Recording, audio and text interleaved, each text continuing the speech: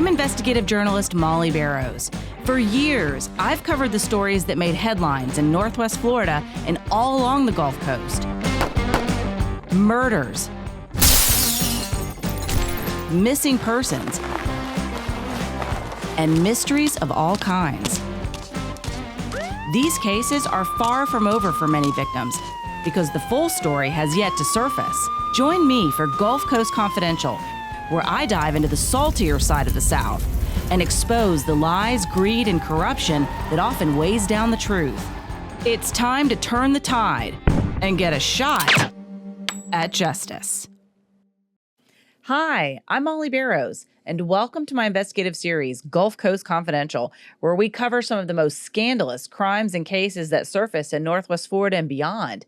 Pam Hill is here as well, as always. She's a pharmacist and advocate for victims because she's experienced violent crime in her own family. Her sister Sharon Adelot was murdered by her son Brandon Adelot in 2013. So, Pam, as always, we welcome your perspective. We take a lot of these cases from the perspective of the victims, and I know you certainly appreciate that. I do. Thank you for having me. Absolutely. Well, in this episode, Who's to Blame? School shooter mom charged with manslaughter. We're talking about the case against the parents of Michigan school shooter Ethan Crumbley, who was 15 years old when he opened fire at students at his high school, killing 4 teenagers.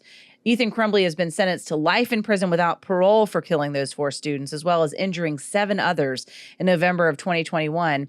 His parents, James and Jennifer Crumbley, are being tried for involuntary manslaughter in connection with that shooting. Prosecutors say it's their negligence that led to the crime. Jennifer Crumbley's case is now in the hands of a jury after her trial wrapped up this week. And Pam, you watched a lot of that trial. What did you think? I did. I watched a lot of it, and it was, I guess it's a matter of perception or your beliefs or the way you raise a child or how you raise your children. I mean, it is definitely I think it's going to go half and half on this because we only know what we know. And as far as raising children, like I said, I don't have any children, so therefore I'm the expert. But I do have children in my family. But we tend to lean toward the way we do things as the correct thing. But I think what this is going to be a very, very big challenge to the jury to look at it and get it right and to not bring in their prejudices and their biases because she's risking a lot. It is basically she could serve 60 years. So the parents are under the microscope and facing these charges because prosecutors say they just could have done more to prevent the shooting. If you haven't heard, here's a recap. Oakland County Assistant Prosecutor Mark Keast said Jennifer Crumbley was, quote, given the opportunity to prevent, unquote, the shooting. And he's referring to a meeting that happened the morning of the shooting between school officials and both of Ethan's parents. They were notified after the school saw a drawing that really concerned the teacher that he had made on his math worksheet, and it was of a gun, basically, as well as a man, and the mom thought it looked like he had a cape on. She didn't take it that seriously, but essentially it was this person with a gun, and he was saying, help me, I'm having these bad thoughts. But after that meeting ended abruptly, the prosecutor was saying Jennifer declined to bring her son home, and if she had done that, that could have been one thing that would have prevented the shooting. But, Jennifer testified. Again, this trial just happened recently.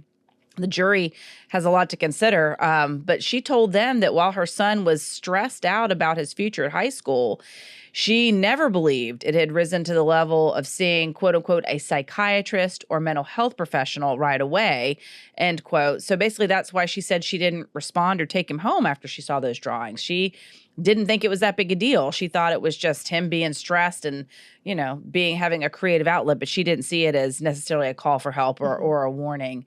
And so the gun the shooter used during the shooting was one that was purchased for him by his parents as an early Christmas present just days before. And that's another thing that the prosecution is using to say, well, if you guys hadn't bought this gun for him or had been more responsible about when he had access to it, this wouldn't have happened. And her response to that was that the guns she wasn't interested in the guns. That was not something that she handled in the family. She left that to her husband, that he was the one responsible for storing the guns in the house. And then lastly, they also brought up that she had an affair with a firefighter, and they had exchanged texts after the shooting. And basically, she said that she, quote unquote, failed as a parent. And when she got on the stand, she said that she no longer felt that way, that yes, she wrote that because of course you second guess and say, "My God, what role did I play in any of this?" And now she's fighting for her freedom and essentially saying, I think that's a normal reaction from a parent when something awful has happened, but I don't feel like this was my fault. I don't feel like these charges are fair, essentially. So basically the discussion here is that the prosecution is painting them as negligent, and her response was, I wish he'd killed us instead of those other students. Yes. I mean, she said, I don't want to paint myself as a victim here because that would take away from the true victims, which are those children that he killed and their families. So, you know, to me, she's so much different than a lot of these other people that are being charged with murder, like the one case that we just did recently on the young woman who had cannabis-induced psychosis and basically got 2 years probation for murdering her boyfriend and stabbing him 108 times.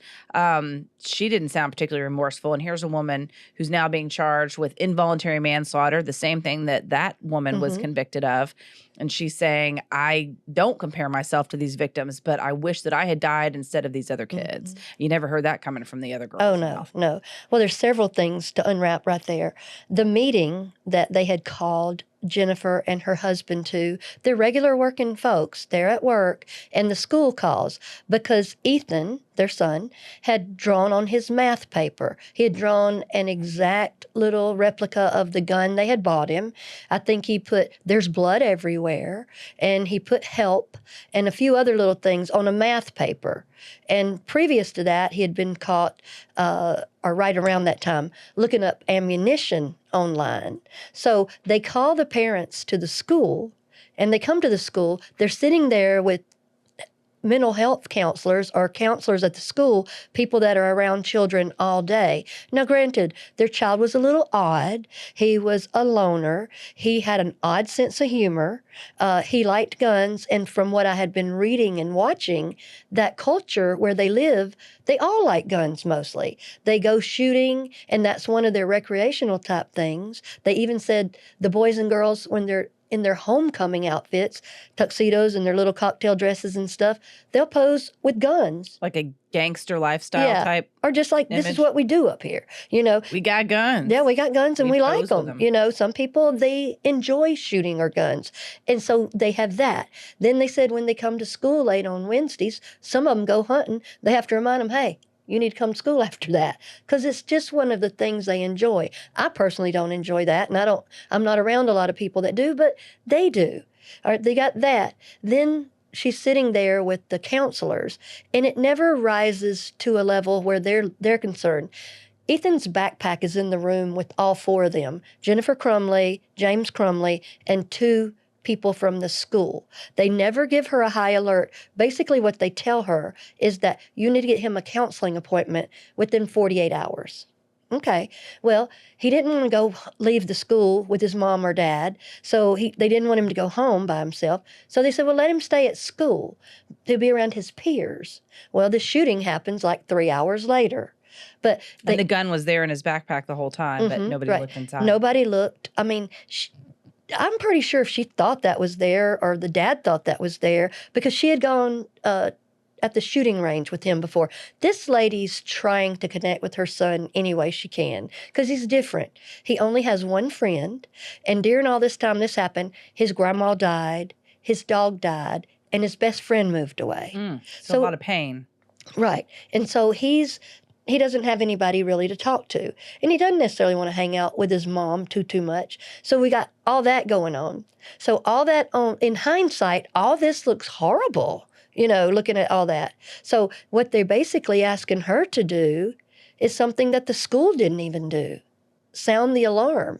And they're the ones that are with kids all the time. But also, we should know our own children better than anybody else does. But they say never about your children, because they will never, like you've never seen them, never before. Right. And this is what happened. And she didn't have a crystal ball. No, they had a Ouija board, which she had let him use the Ouija board, and he had gotten to the point where in his thoughts and stuff, he was thinking the house was haunted. You know, sometimes you open a door to stuff you shouldn't open a door to. Right. And so, but they said he kind of joked around like that a lot because he liked video games, and his friend liked that too. So there's a lot of stuff going on back and forth. And as far as her having a boyfriend or paramour or lover. They've tried to make a real big deal out of that, which, granted, she shouldn't be doing that. She's married. But she's not on trial for infidelity. Exactly. Or moral, being a moral person Right. or whatever. And then later, through some more testimony, they found out she's a swinger. So now she's not an exactly warm and fuzzy person. But that doesn't make her someone that should have been, Right. responsible for what her son did to that extent. Exactly. But here we sit with, tomorrow they start deliberating about her. And I watched her testify. She did not have an image consultant, I can tell you, because her look was very stoic, and she is stoic. It was very... she didn't come across as soft and warm and cuddly and stuff, because she isn't. So she came across and she just told the truth. Her whole life had to be put out there. They even showed her messy house on TV, the prosecution did, when they were showing what they did for one of the search warrants and stuff. So a lot of this stuff prejudices juries. Well, and it sounds like they don't have the strongest case. I mean, I suspect that this is almost politically motivated as well. It's a way to kind of like hold other people responsible for a person's mental illness. And we've had cases close to home. Yes. Adriana Olson comes to mind, and her son David Olson shot and killed her. He tried to plead not guilty by reason of insanity. In investigating the case, they realized that, yes, there were indications that he was mentally unstable, but he wasn't so mentally unstable that he didn't know what he was doing when he shot and killed his mother. But both of his parents had known that he was a loner, that he had difficulty with friends, that he also had a fascination with guns. He and his dad regularly went out hunting, or shooting guns, I should say. But again, to your point, here in Northwest Florida, we also have a gun culture. Right. People like to hunt. People just like to own them. Right. It's this is where the stand your ground law originated. Yeah. So, and it's okay. No criticism, but Right. it's that culture. So I don't think that they necessarily thought that he was going to just up and kill one of his parents one day. But, they did know. Would you suddenly, is she responsible for him shooting her? Yeah. No, he's the one that pulled the trigger and did it. Right. Well, and just the other way too. My sister was a very doting mommy, and when she saw that something was wrong with Brandon, she took him to a facility for recovery from drugs and alcohol. She asked for counseling at the school. She wrote so many letters, it breaks my heart. She reached out, but yet her husband went and undermined everything she did and tried to make her seem like she's wrong and that she deserved to get killed. So, and then we got the same thing with Chris Lynch. He killed his mother. She went to Congress to ask for help for him, and he killed her. So what is the standard? Do we decide that Pam Hill decides the parenting model, Molly Barrows decides it, or Joe Smuckatelli over there decides it? Who decides it? Because you're dealing with a lot of unknowns. Nobody wants anybody to get killed.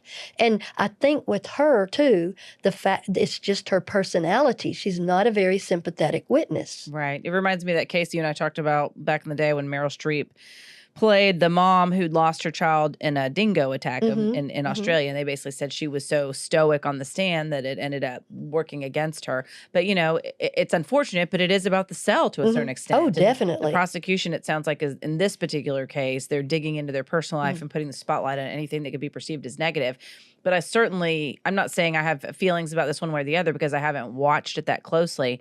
But I can tell you this, if it were me on trial, I wouldn't want anybody looking at my personal life as a way, whether or not she let him use a Ouija board, or whether or not they bought him a gun, or whether or not they should have taken him home from school, or whether or not she was having an affair with the local firefighter. Right. That really, some of those things may take into account, but certainly not the affair, not the Ouija board. Well, what they're trying to say is you were so concerned with your... Oh, the horses. They the also talked horses, about how she was very much involved with her horses. She loved to the her point horses. that she ignored her son, is what they're trying to say. I think that was her thing. We don't say a man loved his golf club more than his son, or he loved going to football games and stuff. It is not fair. It is I'm watching it and I am scared to death what's going to happen, because this is a historic case. Never ever has a parent been brought up for this before. We've had school shootings before. Many. And I've seen people act more egregious in not taking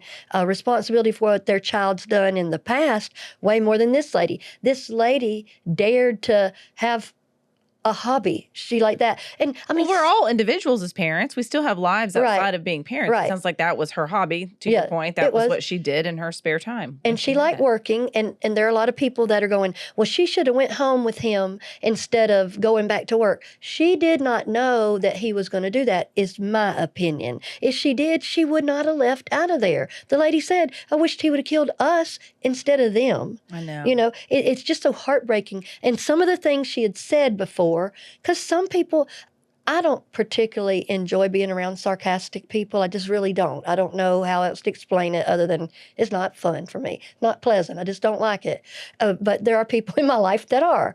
But she's kind of like that. So then when people were up there testifying about her character, how do they know what she knew, when she knew? But they were like, well, she sent him a text that said, you got to learn not to get caught, because he got in trouble for those bullets or something. If you put it in context to what she was telling him, she had told him a story, like, when I was younger, I always got caught on what I was doing. She was telling him, you got to learn not to get caught, not in a bad way. Probably wrong choice of words, but everything she said, this boy had journaled. He even went out and got a baby bird, cut the baby bird's head off, put it in a mason jar, kept it under his bed for 6 months. His mom ain't been in his room. Most teenagers don't want their parents in their room. Well, and you wouldn't think to go looking for mutilated animals in your child. Well, and then he took it to school and put it on the toilet paper dispenser, and it was in a yellow liquid, and he got caught at school. But nobody at school dealt with that. They saw it. She didn't see that. So I heard the lawyers talking about, let's don't say anything about the baby bird on both sides because it'll prejudice the jury and et cetera, you know. But it is a case. It's a pick and choosing of details. It is a posturing case. It is watching her. Jennifer's lawyer is kind of a goofy little lawyer, in my opinion, but she's sweet and good, and her clumsiness helps me. It's endearing. Yeah, it is. It helps me because she looked over there and she said, look, if you were reading my text messages about my kid, I got a teenager and my husband's texting me and I'm going, my daughter's psychotic. I mean, that's way worse. Or she's bothering me. I'm not answering my phone. She said that her kids could text her. She wouldn't answer because she knows what they're wanting. You want me to stop at McDonald's and get 5 Diet Cokes or Cokes? I'm not doing that. So I'm not answering you. Right. And to the same, I feel like the same argument can be made about her saying to her, you know, the friend, the former lover, I suppose, that, you know, she failed as a parent. Who wouldn't think something like that? And it's not because you're saying it's my fault he went out and killed someone. She's sounds to me like that's a normal reaction of somebody who has a tender heart, who does care. Like, she cares about her son. She cares about what happened to the victims. You immediately think, oh my gosh, is there something I could have done differently? But you know, and maybe I'm not saying there is or there isn't, but for her to be held criminally responsible for what he decided to do, I think is a stretch. And I think there were others that thought so too, because like you said, it is rare, so much so that the Michigan Supreme Court actually ordered an appeals court to take a look at the charges against the Crumbleys earlier last year. Prosecutors argued that the charges are warranted to the appeals court or because of the boys' fascination with extreme drawings and guns. They said that should have been the wake-up call on the day of the shootings. But it was interesting. During those hearings, Judge Chris Yates said, quote, there were warning signs all over the place. At the end of the day, aren't we looking at foreseeability more than anything else to determine whether there can be criminal liability that attaches, end quote. And another judge in that hearing, Judge Michael Reardon, also noted that James Crumbley bought the gun for Ethan, and it came out in the investigation that the quote unquote first thing the father did when he heard about the shooting was go back home and see if the gun was there. So prosecutors say the Crumbleys could have taken several steps to prevent what happened.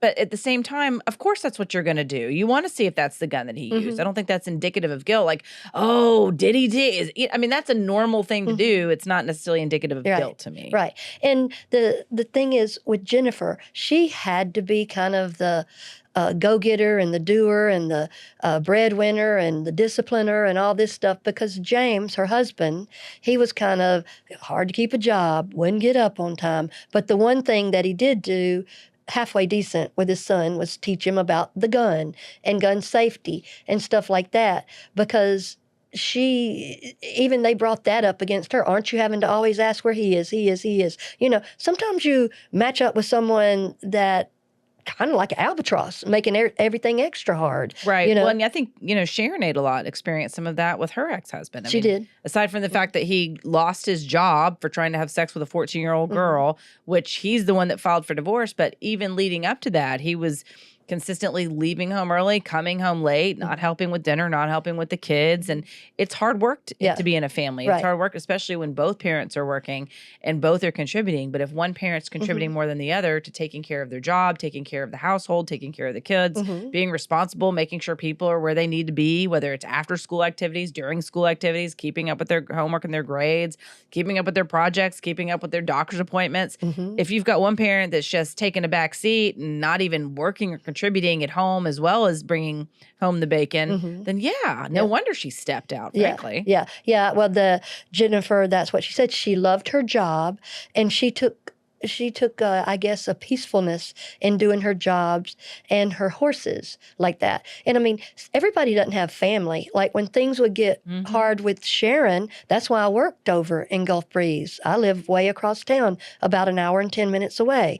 But I knew I could stop by there and help her in the morning or help her in the evening. Not everybody has that with their family. Now, Jennifer did talk to her dad because right after Ethan was arrested, they put out, I guess, a warrant for James and Jennifer, the parents.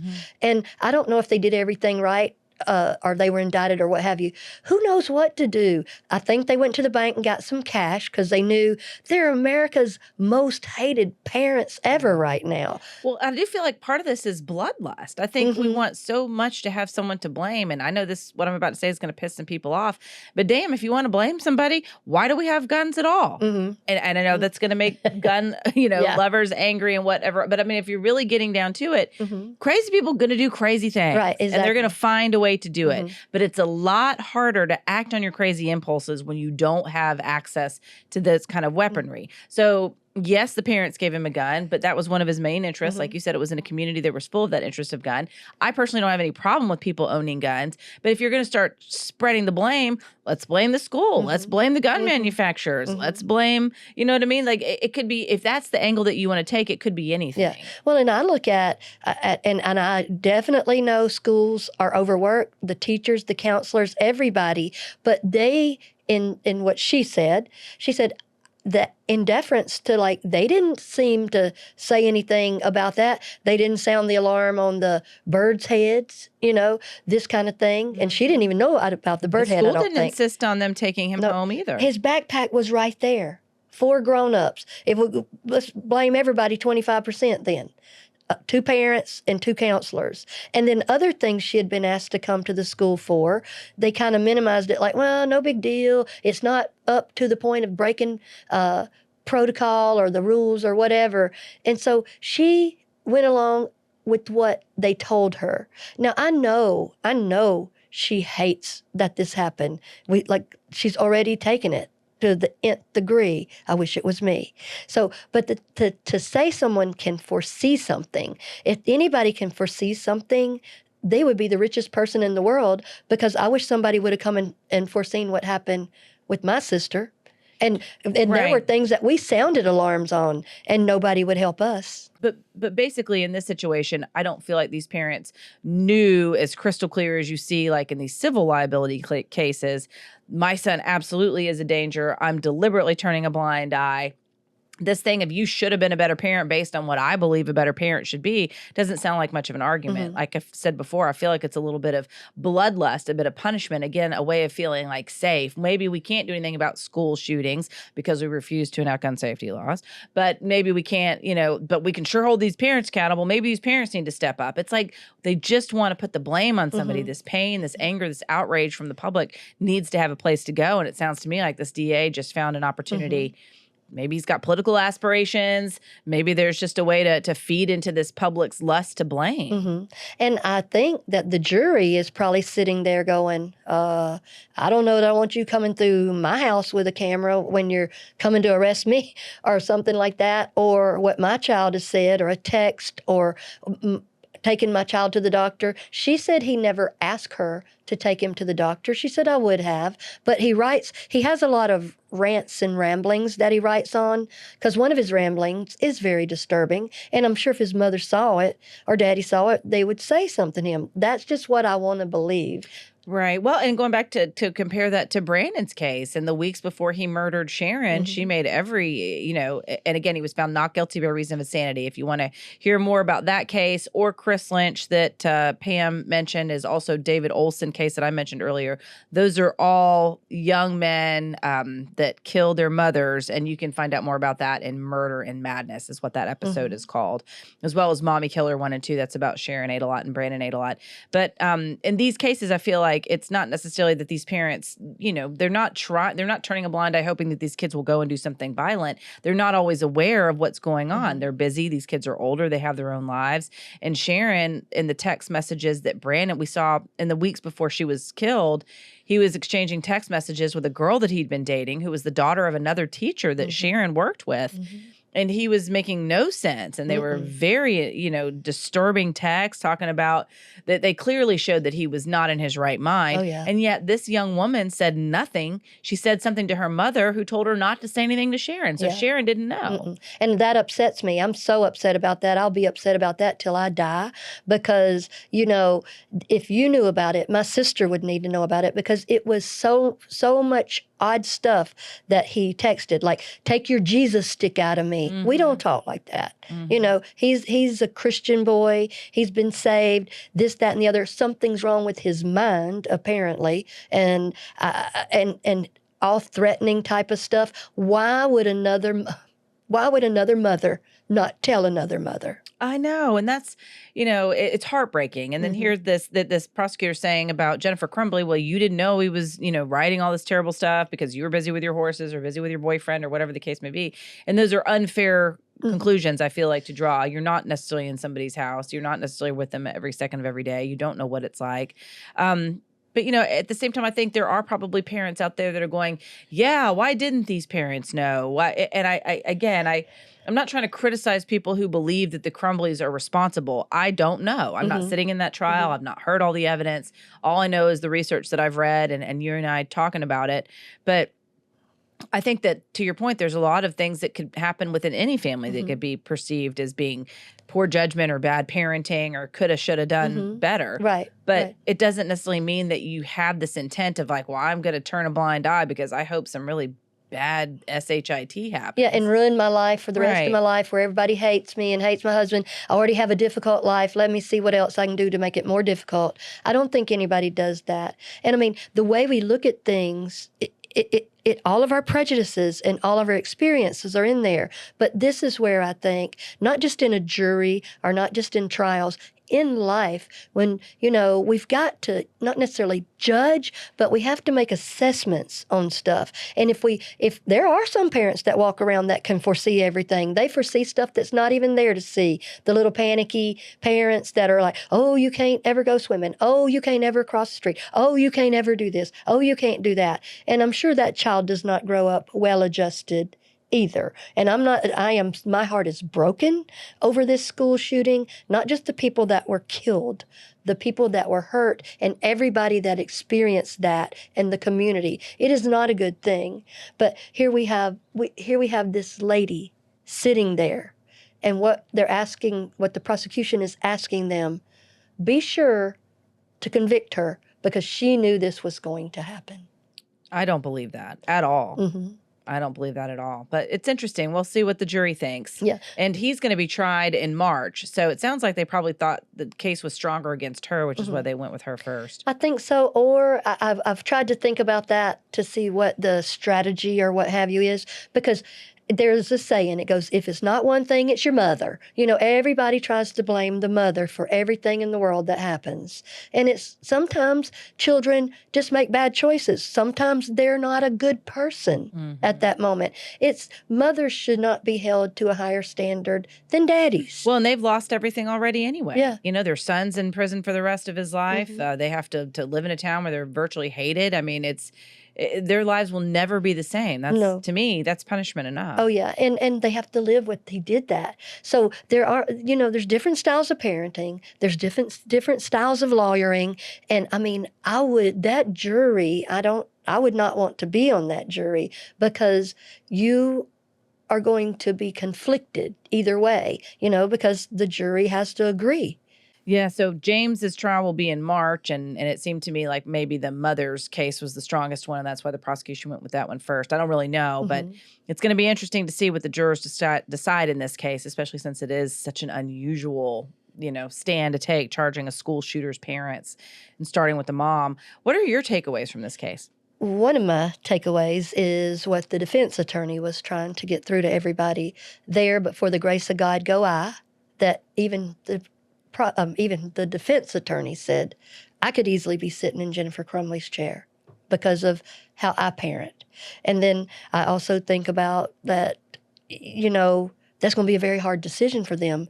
People will use their experiences and their good sense on this. Being on a jury is, if you take it seriously, it is one of the most life-changing things you can do.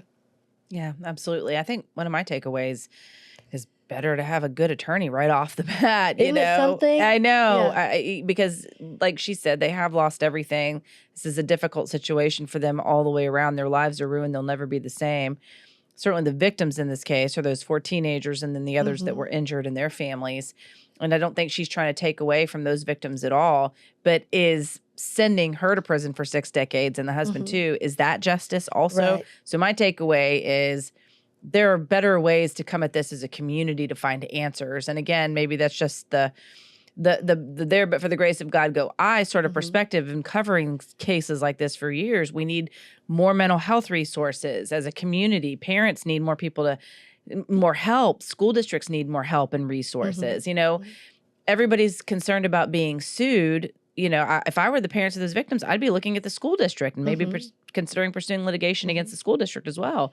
Not to say that I support litigation as the answer, but I'm just saying, if during this criminal trial they had to decide not to use the finding of the bird's head because it was basically going to convolute everything, then you're asking, and I understand from the law because they just want the jurors to convict these parents and they don't want that to be, to detract away from that. But at the same time, if you've got to not include evidence that kind of goes to how other people knew of other problems and didn't do anything, then you're just selectively prosecuting. Yeah. You're just trying to find someone to punish. Again, just to it seems like to satisfy this desire for punishment, to make someone pay more than just the school shooter. Right. And I think it's also this desire to believe that we can control the situation, that we can control the outcomes, and we can't. Right. Crazy people are going to do crazy things. And if they have access to weapons that make it easier to be crazy, that's what's going to happen. Right. And like you said, bad things are going to happen, and everything doesn't make sense. Some things just don't make sense. And you can't necessarily predict it and you can't control it, and bad things are going to happen anyway. Right. And I definitely think that there are some cases against the school, some civil lawsuits, because that tells me if the families of the victims are going against the school has some culpability and stuff. So it's at a certain point, it gets ridiculous because it's all about being litigious instead of what is helpful. To me, something that would seem more helpful is to have Jennifer and James Crumbley maybe learn how to do a presentation and go into schools and go, I have to live with this the rest of my life. Let me help some of y'all not go down this road. Right. And it made me think about the school shooting in Texas with the guy that walked in, the kid that walked in and killed that class full of 4th graders. And so many people are blaming the police for not going in there for an hour. And it's a different situation. I certainly understand why they're angry, how many balls were dropped on law enforcement's perspective. But again, in this case, as well as Ethan Crumbley's case, the guilty party is the one with the gun who shot the kids. Right, exactly. Other people may have dropped the ball. Maybe they dropped the ball at being parents. Maybe the police dropped the ball at how they responded. But, we can't predict every evil thing that somebody's going to do. And there are plenty of situations where probably parents, police, you name it. Maybe they did know something horrible was going to happen and they didn't do their job to protect it. But I don't think that's the case in the Crumbley's situation. But in this case, it just feels like they're just coming after these parents as a way to satisfy this desire of controlling an outcome. Maybe if these parents are responsible, this could have been avoided. But in this case, it doesn't seem to be the situation to me. Yeah. I just pray that the jury does the right thing. Pam, thank you so much for sharing your perspective on this case. Thank you. And we thank you for joining us, as always, on Gulf Coast Confidential. I'm your host, writer, and producer, Molly Barrows, with co-host and researcher Pam Hill. And a big thanks to director, editor, and production engineer James Roy. You can listen to more of Gulf Coast Confidential wherever you listen to your favorite podcast, and you can also watch on the Gulf Coast Confidential YouTube channel. Don't forget to like and subscribe, and we'll see you next time.